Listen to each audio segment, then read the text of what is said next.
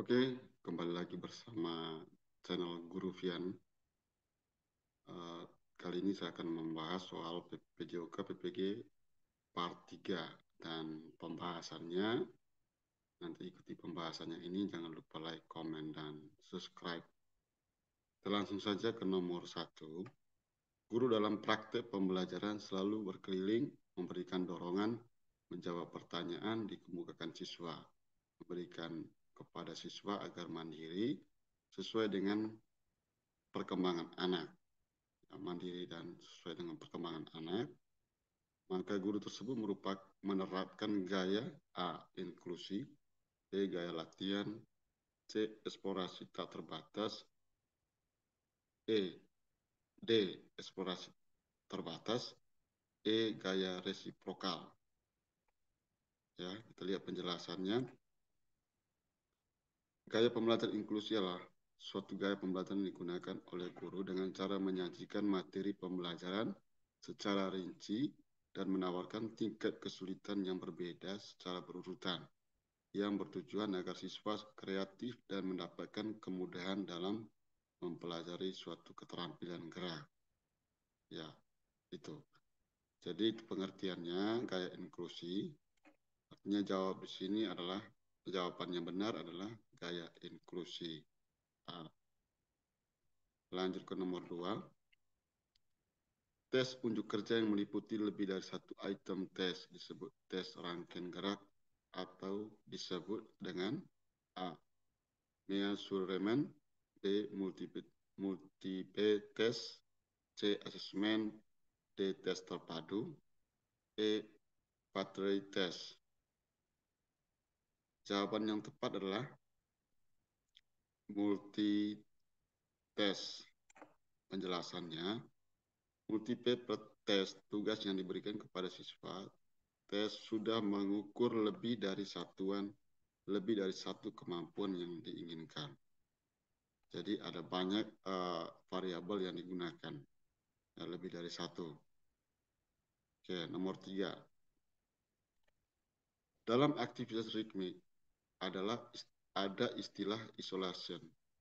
Maksudnya adalah A. Peragangan otot dan sendi yang dilakukan dengan bergerak di tempat.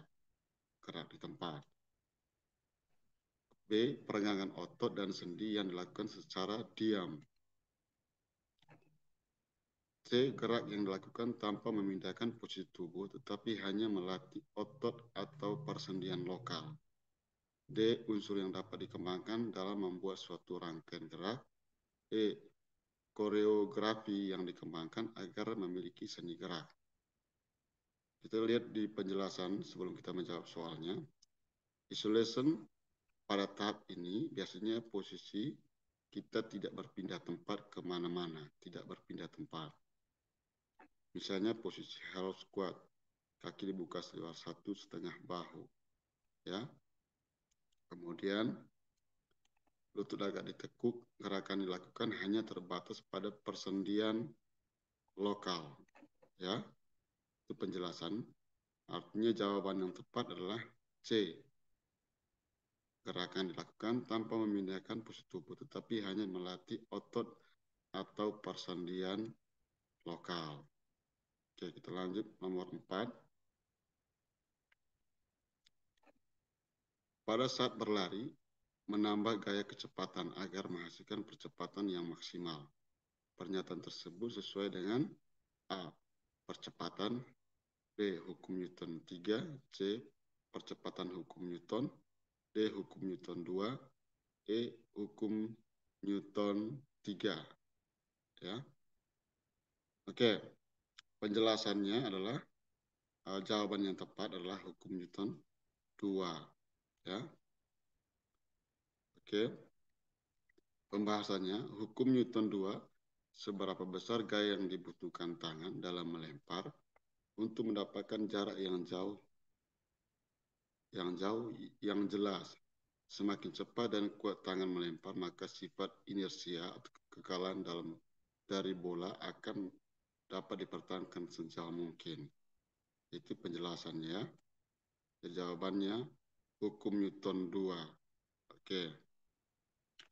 Nomor 5. Di bawah ini adalah klasifikasi gerak berdasarkan titik awal dan titik akhir, yaitu gerak diskret, gerak agal, gerak serial, B. Gerak terbuka, gerak serial, dan gerak kasar. C. Fine motor skill, gerak diskret, dan gerak kontinu. D. Gross motor skill, fine motor skill, dan gerak serial. E. Gerak diskret, gerak serial, dan gerak kontinu. Jawaban yang tepat adalah E. Pembahasannya, klasifikasi keterampilan gerak berdasarkan perbedaan titik awal dan akhir gerakan. Itu keterampilan gerak diskret, gerakan yang bisa dibedakan secara jelas titik awal dan akhir dari gerakan. Contohnya, roll depan.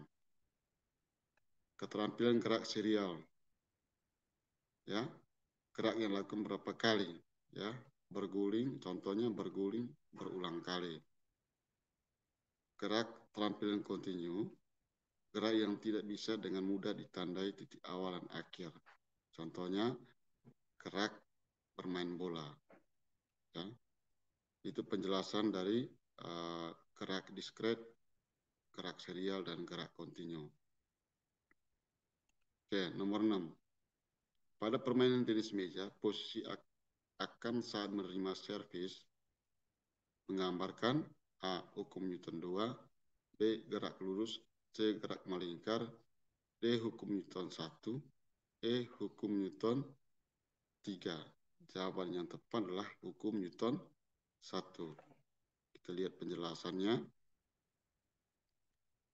Hukum Newton 1 atau kekekalan posisi pemain tenis meja akan diam menunggu bola datang dan bergerak menerima bola tersebut. Akan diam jika tidak diberi gaya dari luar. Jadi itu. Ketika belum mendapatkan gaya dari luar, maka tetap diam. Oke, lanjut ke nomor 7.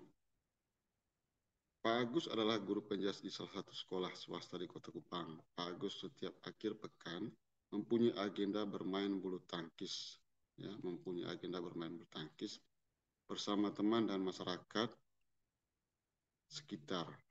Apa yang dilakukan Pak Agus di setiap akhir pekan dipandang sebagai A. Landasan sosiologis, B. Landasan psikologis, C. Landasan fisiologis, D. Landasan biologis, E. Landasan mekanis.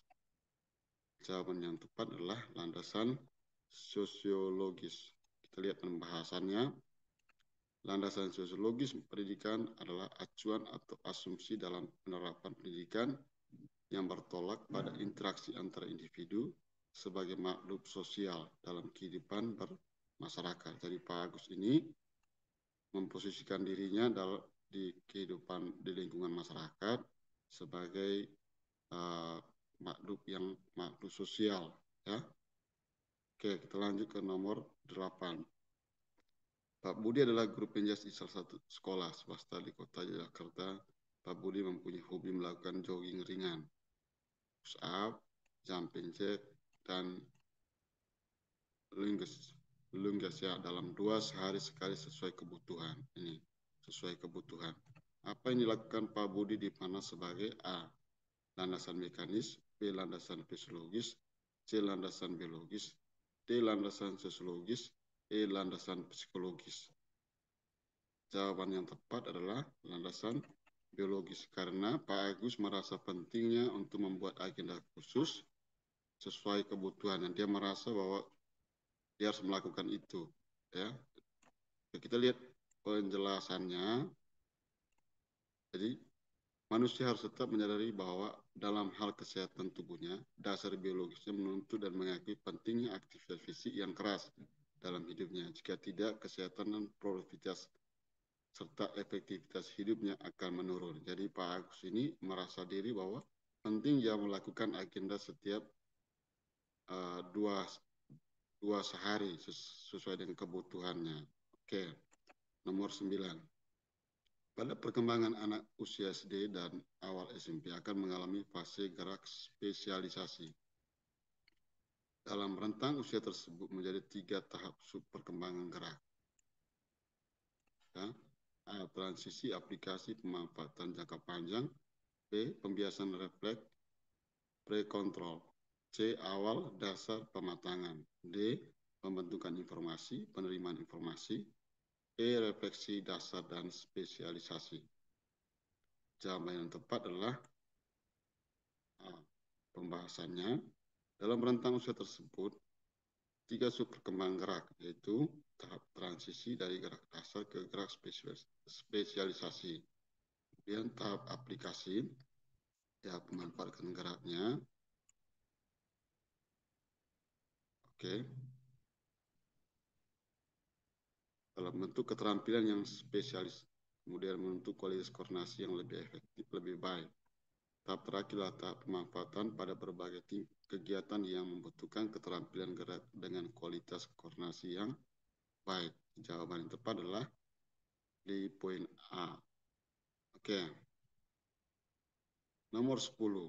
Pendidikan jasmani adalah sebuah wahana yang sangat baik untuk proses sosialisasi, berkepentingan dengan upaya mempelajari manusia dan aktivitasnya dalam kaitannya dengan hubungan interaksi antara satu manusia dengan manusia yang lain. Tadi di nomor berapa itu sudah dijelaskan bahwa yang paling tepat adalah landasan sosiologis. Jadi menyadari karena makhluk sosial harus berinteraksi dengan manusia lainnya. Oke. Nomor 11. Pada saat pembelajaran bulu tangkis, peserta didik diminta untuk melakukan smash dengan baik dan benar. Berdasarkan kecermatan gerak, smash yang dilakukan peserta didik tersebut termasuk ke dalam gerak A. Gerak kontinu, B. Gerak serial, C. Gerak halus, D. Gerak terbuka, E. Gerak agal. Jawabannya gerak agal. Penjelasannya, keterampilan gerak agal, gross motor skill, gerak yang di dalamnya dalam pelaksanaannya melibatkan otot-otot besar sebagai basis utama gerakan. Contohnya loncat tinggi, tolak peluru, termasuk tadi gerakan melakukan smash untuk membutuhkan otot yang besar. Kemudian nomor 12. Untuk menguasai suatu keterampilan gerak, seorang harus melalui beberapa tahapan belajar gerak. Secara sistematik, terjadi perubahan kemampuan dalam penguasaan keterampilan gerak akibat adanya proses belajar gerak. Hasil menurut Fit dan Posner, yaitu A. Kognitif, asosiatif, dan otonom. B. Otonom, asosiatif, dan kognitif. C. Asosiatif, kognitif, dan otonom. D. Asosiatif, otonom, dan kognitif. E. Kognitif, kooperatif, dan aktif. Oke, jawaban yang tepat adalah pembahasannya kognitif itu memahami konsep gerak. Jadi pada tahap ini anak memahami konsep gerak. Kemudian dia asosiatif, mencoba mengenali kesalahan. Jadi pada tahap asosiatif, anak sudah mencoba dan mengenali kesalahan. Kemudian dia memperbaikinya. Tahap otonom, tingkat penguasaan geraknya, keterampilan geraknya secara otomatis. Jadi sudah teratur. Oke. Nomor 13. Yang merupakan bagian komponen-komponen kebugaran, yaitu A. Kekuatan daya tahan, kecepatan koordinasi, keseimbangan, ketepatan reaksi, kelenturan, kelincahan. B. Kekuatan daya tahan otot dan sebagainya. Jadi jawaban yang tepat adalah di poin pilihan E. Ya, kekuatan daya tahan otot, kecepatan, daya lentur, kelincahan, koordinasi, dan keseimbangan. Nomor 14. Konsep perkembangan anak mempunyai 4 fase perkembangan, yaitu ya, refleksi, movement, pace, tahap gerak refleksi, kemudian gerak kasar, gerak dasar, gerak khusus. Konsep di atas merupakan konsep perkembangan gerak menurut perkembangan anak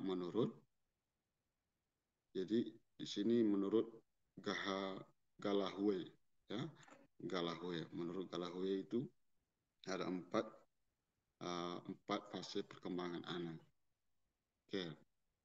Nomor 15. Pengalaman dengan keterampilan sebelumnya membantu dan menguntungkan terhadap keterampilan yang baru. sedang dipelajari adalah pengertian dari A. Gerak spesifik, B. Gerak serial, C. Transfer positif, D. Transfer negatif. Pembahasannya, jawaban yang tepat adalah transfer positif karena ada pengaruh dari belajar gerak sebelumnya dan menguntungkan keterampilan yang berikutnya.